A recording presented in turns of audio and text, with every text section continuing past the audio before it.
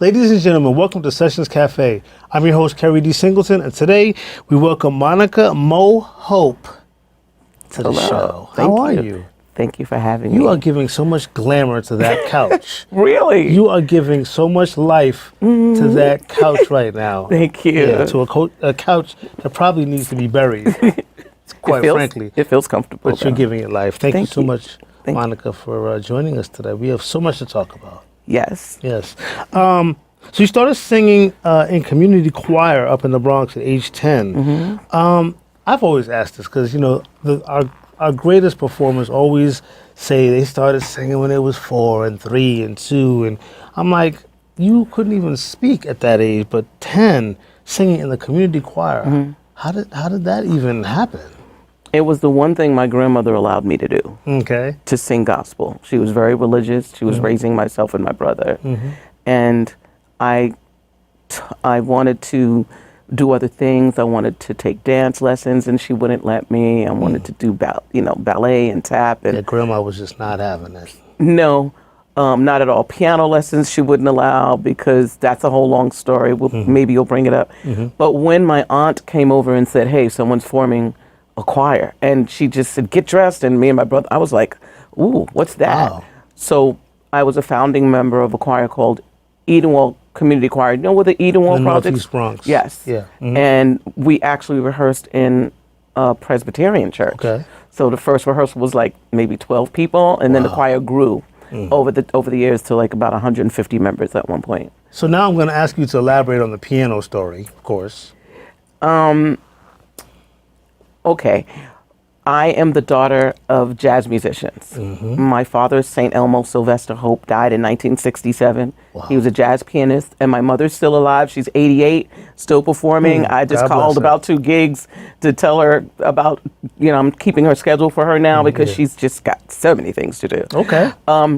And my father died in 1967, and he was a jazz pianist, and my grandmother wanted him to be a classical pianist. He was trained as a classical pianist. But in the 1950s, unless you had serious connections, there weren't a whole lot of black anything doing classical as an educator, right, as a performer. So she kind of would have these, she was just really staunch about it. And I actually talk about it in my play about what I went through, because there was a piano in the house I wasn't allowed to play. Oh, wow. So yeah, so it was really, when you're young, if you ever see any young child doing anything, the kid is 5, 4, 6, 8, they're dancing or they're singing or they're tumbling all the time, and you're like, they need to be in a gymnastics class or whatever it is.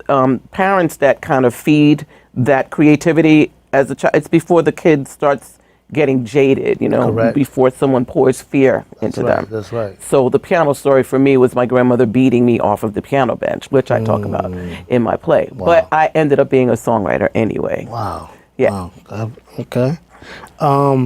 Let's talk about your background. Okay. Let's talk about your background. Tell me where you're from and how you became you. At least a brief version of that story. Try to go here? Okay. Yeah. I was born in Los Angeles, but raised in the Northeast Bronx. Okay. Went to public schools, went to music and art when it was music and art. Went away to college, dropped out after a year, didn't work for me. I didn't like the school. Although I was the first black person in the opera club. Wow. I know. 1978, right? Wow. Right. Okay. And then I kind of, when I dropped out of school, I learned word processing, which everyone has on their computer now, but in 1981, it was not. There were a lot of different machines that did it, and that's how I made my living, and then just worked on music over the years, hoping for something to happen, But I'm not alone. There's millions of people like that. Yeah, I know, yeah. Word processing, I mean, that was a skill that not everybody had. Well, not anybody that looked like us. Right, because my mom, she was computer genius, back in the late 70s, and as a result, there was plenty of work for her, because there just wasn't a lot of people that knew. It's not like today where everybody has a computer in their house or in their pocket. It was definitely a different time period. So that's the fact that you at law school though.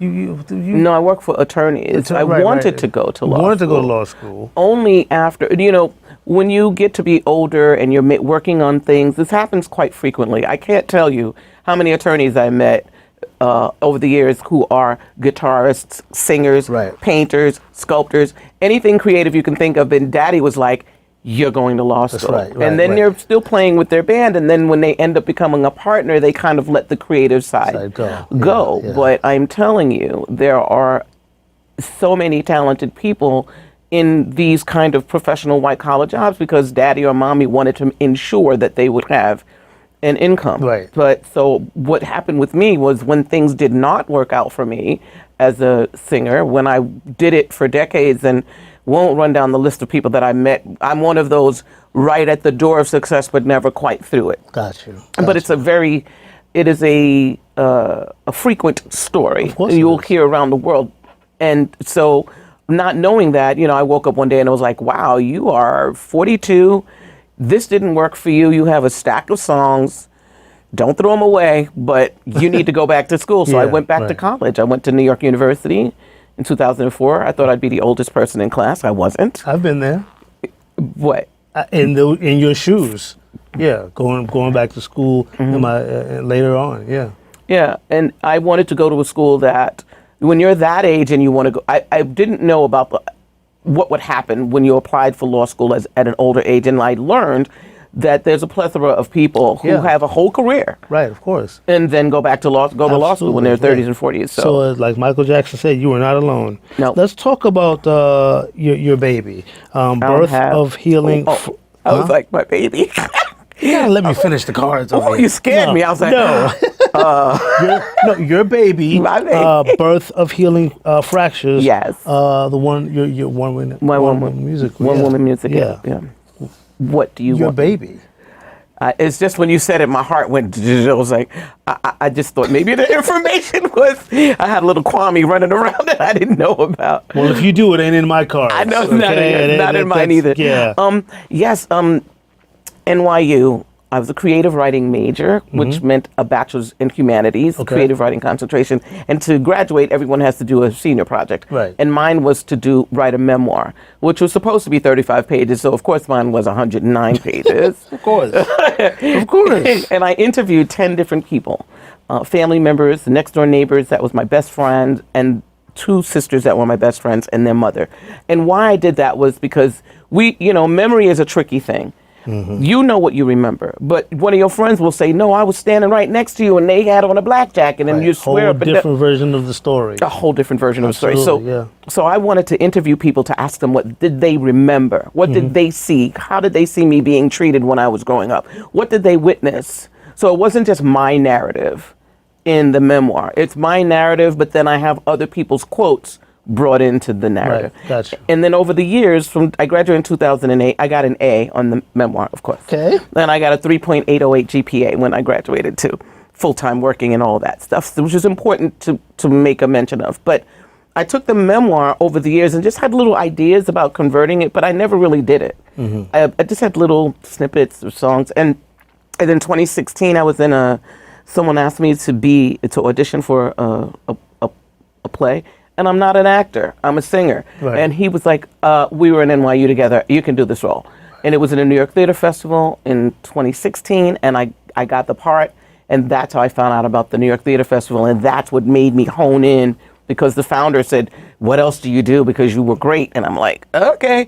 And I told him, I have a one-woman musical. In my head, I had it Baheen, though. Right. So I actually went and honed in on the memoir and pulled things out, synopsized the most important things into monologues, and then I wrote, 12 songs for the play. Yeah. So that is your baby. Yeah, it is my baby. You should have been surprised when I mentioned it and characterized it as such. I was a little, because it just, I don't know. But yeah. So how many dates did you do and in the New York Theater Festival? Well, they give you 3 dates, and I had 3 dates in January of 2017, and I was well reviewed. Times Square Chronicles is an online magazine that interviews largely for the off-Broadway theater sector. Yes. And I received a very good review, and I also won for Best Singer. So the New York, I know, I thought I would be, well, maybe they'll nominate me for Best Play or something. Maybe they'll just look at you, but they won't hand you the trophy. And I was completely surprised because I was in a play. I'm not an actor. I never did this before. This is a multimedia play that I envisioned in my mind with photos of the family and people I'm talking about, some things that are moving, and the monologues and the music to move the story along. So it's about 80 minutes long, maybe about 80 minutes long. I wanted it to be straight through with no intermission. And wow. Well, because no clothing changes and no bottled water? No intermission. No intermission. There were actually, I had a vision of, I wanted to be in a t-shirt, sneakers, and jeans. And then change at the very end, the transformative moment to change. But I had a director. To the butterfly, from the caterpillar, yeah. Yeah. And the director I had her vision and had me changing clothes too much. And it was one of the things that was complained about in the review. Oh, wow. Okay. When you're on stage as one person, right. Yeah. The audience wants to see you on stage. Even if you stand behind a screen, they want to see you or hear you. Right. Can't have all of that. So I was right in my, I have a brand new director now, so, but I'm really looking forward to moving forward with it now. Okay.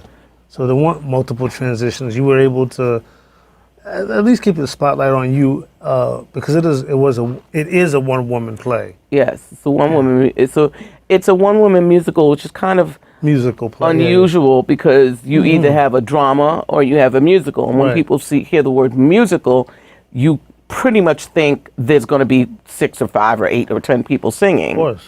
So it's just me, and it's a lot. Wow. It must have been amazing. When we come back, we're going to delve a little bit deeper into your personal story. Okay. Because you definitely have a story to tell. Yeah, I do. We'll be right back.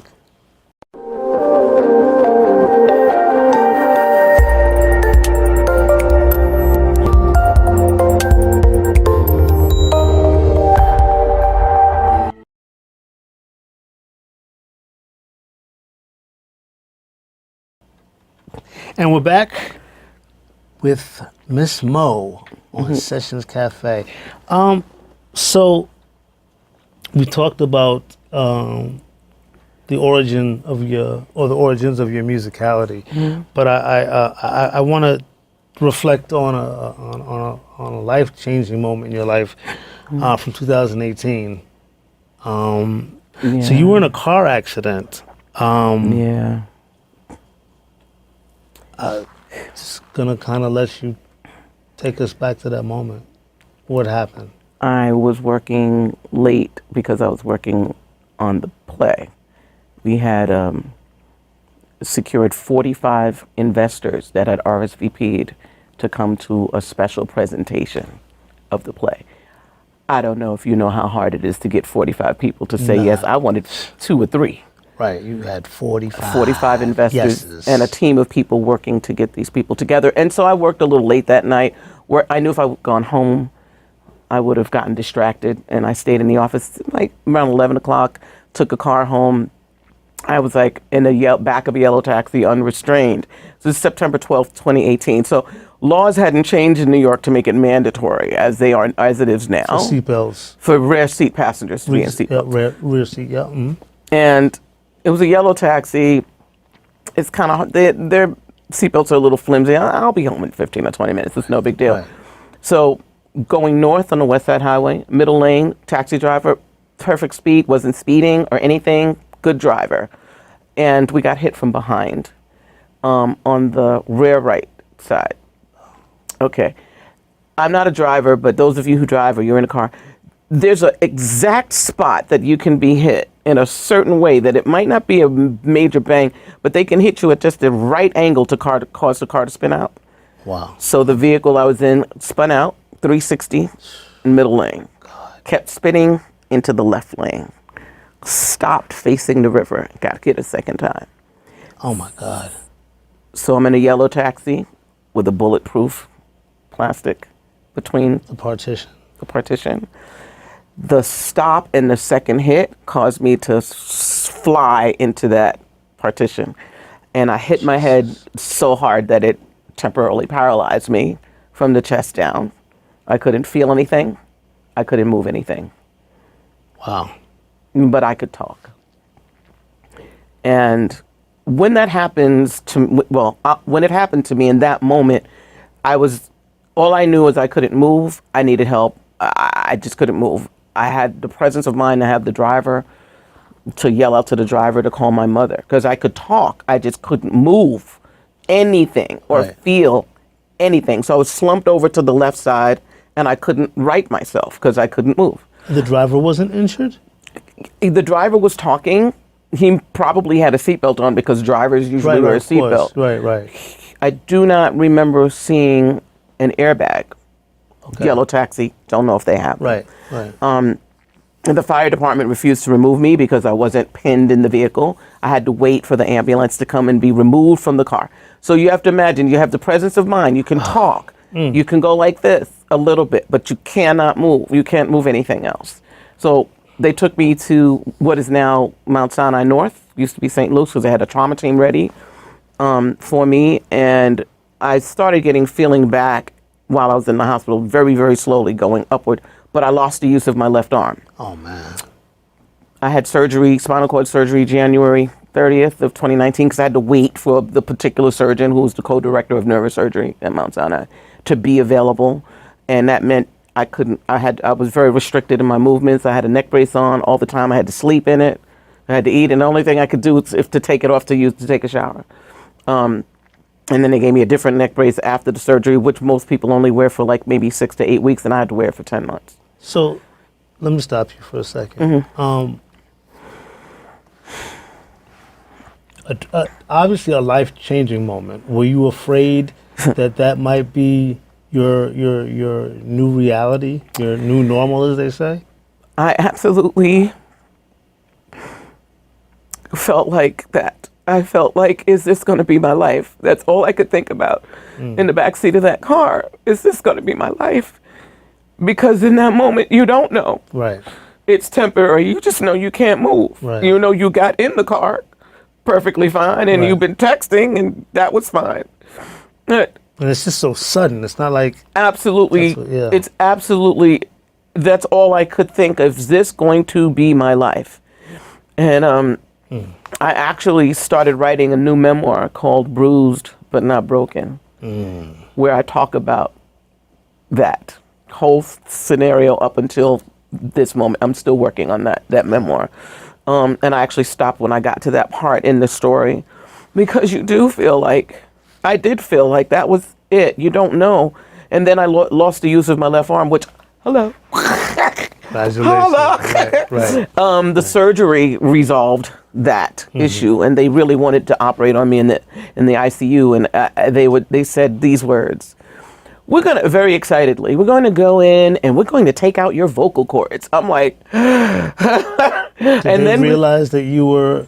Well, the surgery that was required, you don't think your spine is back here, but there's a surgery that requires them to go in through this way. It's actually easier to do, to go through this way. So imagine someone really trying to, share with you while you're laying in the bed not being able to move. Well, we're going to take your vocal cords out, and then we're going to work on your spine, and then we're going to put the vocal cords back. I'm like, okay, is this life or death? Yeah. Is this life or death? Right. No, it's not life or death, but you're going to have it anyway. I'm like, no. But did they realize that you were a singer? Didn't care. Didn't matter that I was a singer. It was the type of surgery that was required to resolve the issue of not being able to move. So ultimately, I met a spinal cord specialist who referred me to this other doctor, who actually said if he had been in the ICU that day, he would have done the surgery himself. But God works things out the way God works things out. Exactly. And I waited for that particular person, and when I told him I was a singer, his next words were, okay, well then I can go in through the back. It'll be longer. It'll take a longer time for you to recover, but I don't have to touch your vocal cords.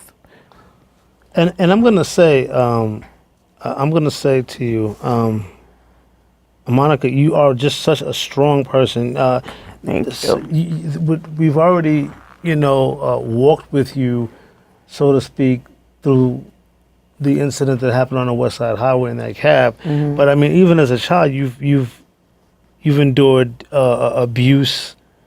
Can you talk to me about that? Well, I could. It's just that there's so much information in my play that talks about some of the things. So I'll just touch a little bit on it. You know, when you're a little girl and your environment changes. My environment changed. My brother and I were brought to the Northeast Bronx because of whatever was going on in my home with my father and his addiction issues. And so we were brought to the Northeast Bronx, and it's kind of like from the outside, everything, you hear this frequently from the outside, because we were always dressed, we were always clean, we had toys, we had food, we were well fed, we had all of the things, but you don't have the other part, the nurturing part that allows you to blossom and grow and develop into whatever. You know, my brother was a musician. My brother played trumpet, and my grandmother stopped him from playing trumpet because she was afraid he would play jazz. Wow. So these types of things, other people pouring their fear into you, Right. can be the thing that stops you from blossoming. However, in my case, it took a very, very long time, because I stopped singing for 3 years when I went to college the second time to NYU. It wasn't working. There were no breakthroughs. Everybody kept trying to steal my music, literally giving me these contracts where they were taking all my publishing and my writing. It's like, I don't need to be a star. I will share it with you, but I'm not going to give it up. And I just stopped, kind of like Miles Davis stopped for 10 years. I'm not Miles Davis, I'm just saying. But I was done. I was done with it. And then people kept calling me, hey, can you do this gig? Hey, I got a background session for you. And then I'd wake up at 2 or 3 o'clock in the morning with ideas for songs. And when you're trying to sleep, it's kind of hard when you're hearing to say there's no such thing as fate. And you're like, what? I'm trying to sleep. Right, what is right, this? yeah. And so I had to get up and write it and take my voice recorder and my cell phone and record songs. And after 3 years of this, I woke up one day and I was like, you're trying to deny your DNA. Your father is a trained classical pianist, jazz musician that did all kind of shows at Carnegie Hall from a very young age. Your mother's parents are both a prima ballerina, a singer and an actor. And then on your father's side, we don't know where it came from, that creativity that he had. But I have their DNA. My mother and my father are 100% musicians. They're artists. How in the world did I think I was going to get away with it? Yeah. thinking that I was doing music? It was when I changed my attitude and recognized that I am. You are music. Exactly. You share a lot of your pain via art. Most of the great artists of all genres do that. Even comedians. They're best artists. But you're right, especially their best works come from pain. Is your stage like your therapist? I would say no, and I'll tell you why. Because the story just evolved the way it evolved. It's just the true story. When I realized that reading it, it's kind of sort of like, there's heroin in your story, and you're taken away from your father and your mother, and then you're raised by the grandparents, and then you're in a house, but the uncle doesn't like you because he's just mean, and you're going to school, but you're not these things happen, and it's like the choice is, are you going to allow your past to dictate your present and speak to your future, or are you going to allow yourself to free yourself to go, okay, the religion, going to church every Sunday, all day Sunday. I don't go to church all day Sunday anymore, but I think I'm more spiritual now than anything else. Is the stage my therapist? Writing, I think, is therapy. Okay. Everybody can write. If you can talk, you can write. Yeah. And my play ends on an up note. Not the, oh my God, and then it's not poor pitiful played upon Pauline. It's like, this happened, and then I sang gospel, and then I did this, and then I had this kind of experience, and then I had this kind of relationship, and that sucked, and these producers were horrible. But I went back, and got back to my spiritual place and recognized that God was always in control and protecting me and guiding me. And hey, you know what? It's time to start healing those old wounds. Recognize that you just got to get to a place in your life. I don't know the answers, but you got to figure out a way. That's right. To heal yourself. We got to wrap up, but very quickly, what's next? This is next. I have a date. I'm hoping for late October. Okay. I'm raising money for the play, and that's where I'm at. I can't spend my own money anymore, but I do have an album. I have 2 memoirs and the play. It was such an honor to have you on the show.